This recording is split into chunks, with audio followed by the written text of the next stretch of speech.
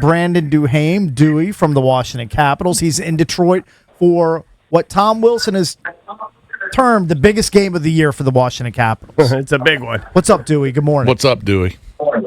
Morning, guys. How we doing? Were you in the hotel room, in the lobby? Where you at? Yeah, we're at the hotel. We're just hanging out. Got breakfast coming up here, so just typical game day routine. What's a Dewey breakfast on the road? Give us your typical breakfast plate. Had a big dinner last night, so we're going no breakfast today. But usually we're like 3-4 eggs with a couple slices of sourdough bread and avocado. Pretty standard. That's Nice. Solid breakfast. I like it. Dewey, who's your favorite musical artist? Oof.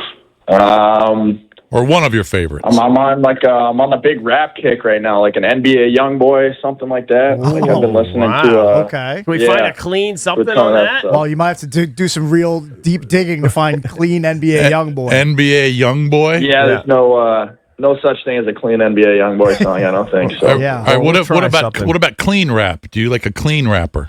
That's boring. I know, but we can't play it on the show. I like Drake a bunch. I listen to a bunch of his stuff. Okay.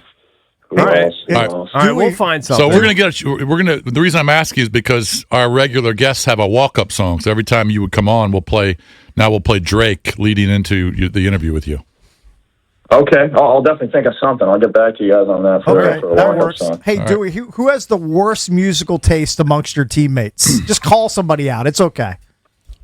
Oof. Probably Trevor Van Riemsdyk, to be honest with you. Okay. Whenever I put on my music, he's always complaining. He's never contributing to the aux chord, so I'm going to go with him. Also, he just complains about your music, but he brings nothing to the table. Exactly. It's the worst kind of guy. So the worst kind of guy when it comes to the musical choice. So he doesn't like music? He just likes to complain. I mean, he's never putting anything on, so you don't know what his taste is. But the second we put on anything, he's complaining about it. So it's pretty standard. Gotcha. Speaking of complaining, I'm guessing you might be complaining, Dewey, about the fact that you have to pay $2,500 to the NHLPA for unsportsmanlike conduct in the game against the Kraken, where I guess you can recap it too, but you were basically sitting on the bench and you hit one of their players, is it Jacob Mellinson, with your stick as he skated by. Yeah. And then you guys later dropped the gloves and were going at it. You and Jacob Mellinson, not good friends. What happened there? Won't be trading Christmas cards this season. Yeah, I got to keep my stick in the bench. I was next up. I was kind of waiting to go, and then, guy skates by us. So, long story short, I just got to keep my stick on the bench, and that's that. Pretty standard. Pretty standard. I mean, to be fair, like you would want to fight the guy too if like he had hit you with the butt end of his stick as you skated by, right? It's probably going to be reciprocal. I mean, I honestly wasn't sure who was skating by. I don't know. My stick was hanging over the bench, and it's got to. Oh, okay. Well, regardless if you're up or not, you gotta have all body parts in the bench. That's sometimes you get caught with a hand over the bench, or a leg, you're half over it, and you get hit with a puck and delay a game, something like that. So just being more aware of my stick and keeping it on the bench. That's all. Where does the $2,500 go? I'm honestly not too sure. Oh, do they put it to charity I know or something? It goes to the Players Emergency Assistance Fund. Oh. So former players, I guess. Somebody's getting a new somebody's getting jewelry or something in the PA. I'm not sure. You know what they might They're also getting a new 100-inch television. Yeah, I wanted to ask you that. We had a discussion about TVs earlier during the show. What is the biggest? We may have already asked you this when we interviewed you at MedStar before the season started. Biggest TV currently at your house, and will you get a bigger one before the upcoming Super Bowl? Biggest TV, I'd probably like 80 inches, maybe. All right. 75. That's a manly man right there. Nice. 80-inch TV. Well done. Do you watch? 75, maybe. Do you make a point, like if you're watching football? I don't even know how often you can, but if you're home and you're watching football, to make sure it's in 4K, because 4K is unbelievable. Oh, it's a privilege to watch in 4K. It really is. It's something special, and they're coming out with all these new ones too. I think I bought a house and I had to furnish it and stuff. So we were buying TVs or whatever, and some of these it was like $20,000 for a TV. But man, they almost had me sold when I was sitting there watching it. It was incredible. Yeah. I'm telling you, dude. Here's the hack with TVs. They get you sold on these big ones. You know, the high end ones. You put anything in your house, it's going to look silly. It's going to look awesome. Yeah, it's all the same, right? Like Yeah. I mean, they didn't sell me on it, but they almost did when I was sitting in those lounge chairs watching it. I know. I hear you. Where are you going to watch the Super Bowl? You're going to watch it with family and friends down in Florida? Yes. I'll be in the Keys. I'll be in the Keys right after the last game there, and having a bunch of friends and family down there. So it'll be a fun one. All right, so Willie's deemed this the must-win. Have you guys had any extra conversations about it? I mean, you know, how important is this to you guys? I know every game's important, but, you know, you're really reaching a point here where you got to rack up some dubs. What's been sort of the pregame chatter on this one, or is it just like everybody knows the deal?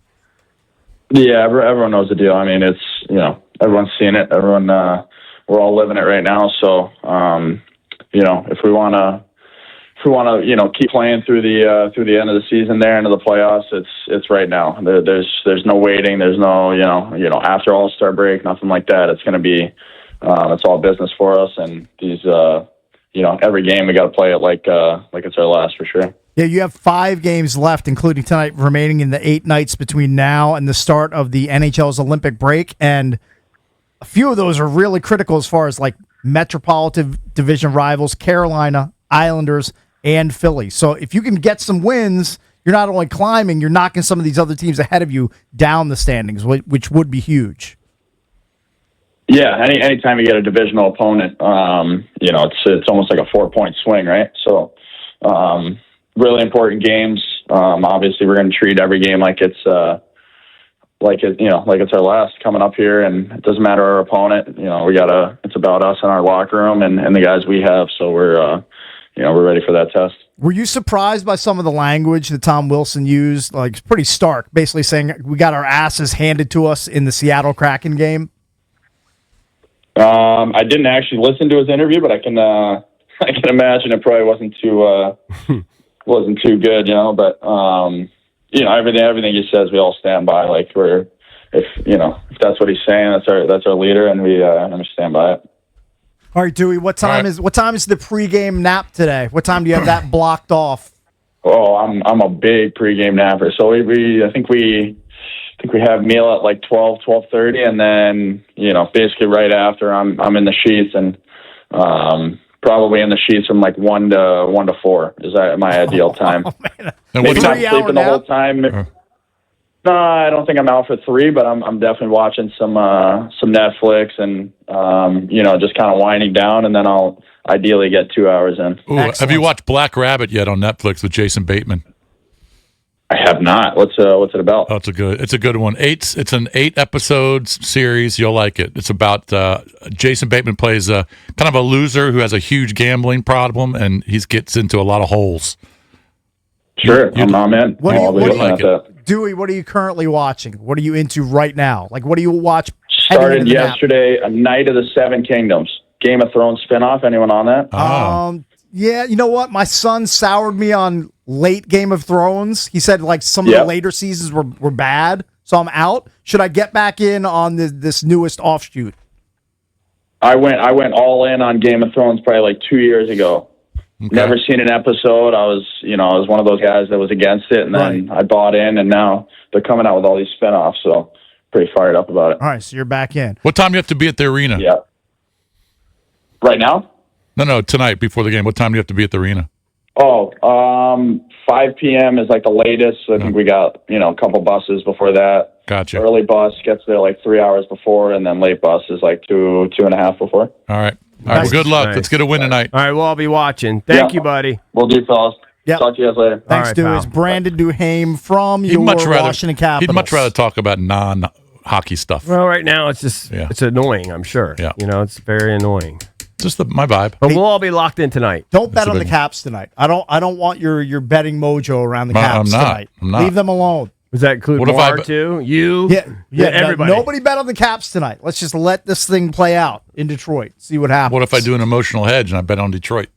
That's fine. Okay. Just don't bet on my boys tonight. What is are the Red Wings favored? Oh, I'm sure they are. Big favorites? They've got to Oh, be. man. I don't know if big, but I mean, they're the home team. They've been one of the hotter teams in the league And they've since the start of December. They've got 12 more points than the Caps. Yep. Right. Not great. Right. All right, coming up in the 9 o'clock hour, we will talk some college football with Sam Bruckhouse. He's live from the Senior Bowl for Sumer Sports. He'll join the show coming up at 9:25. We're the Junks. We'll be right back on an Open Line Thursday here on The Fan.